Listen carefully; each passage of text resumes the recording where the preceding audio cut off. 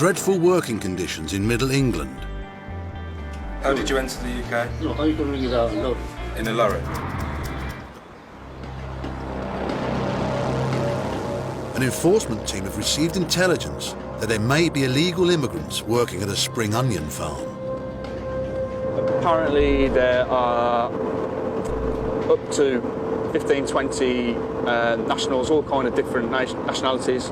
Apparently possible Iraqi, Indian, Romanians working there. We'll just see what's there when we arrive, really. Can you come with me? Yep. The rest of you could head that way and start sweeping through. The 18-strong team split up, hitting 2 buildings where the suspected illegals are working. Stop what you're doing, put everything down, please.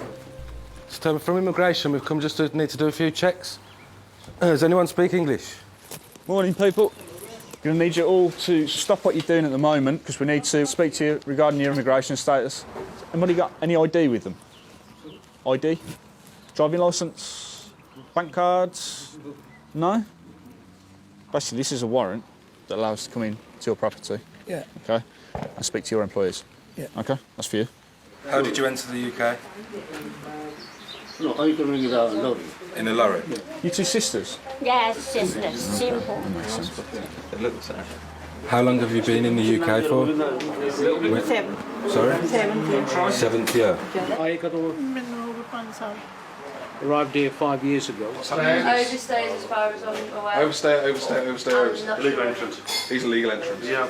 £130 she received last week. कितने घंटे वास्ते कितने दिन काम करते? 2 दिन. Working 6 days a week. They are being paid £135 for a 40-hour week, which I reckon, top of my head, could be wrong, is about £3.75 an hour, which is obviously a couple of pounds below the national minimum wage. This is no straightforward matter. The workers are not being employed directly by the farmer, but through an agency. They're claiming that they work for a company that's an employment agency and there's wage slips to prove so. Obviously, there is a lot going on with regards to gangmasters and forced labour and things like that. They're being quite coy about where they live, saying that the people in the vans pick them up in the morning, bring them to work. So they probably don't earn an awful lot, if anything, but they will work for their accommodation. So somebody's basically forcing them to work here. It's horrible coming out to a job like this where you see that they're working long hours for little money in conditions that you wouldn't want to keep animals in, really. But the conditions are relatively poor. It's mud underfoot and pretty horrible outside. They have to work in this unheated room which is leaking profusely. We're poor back home.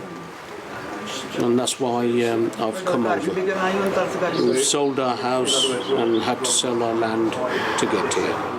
They're not criminals, they're here because they want to better themselves, they want to better their lives.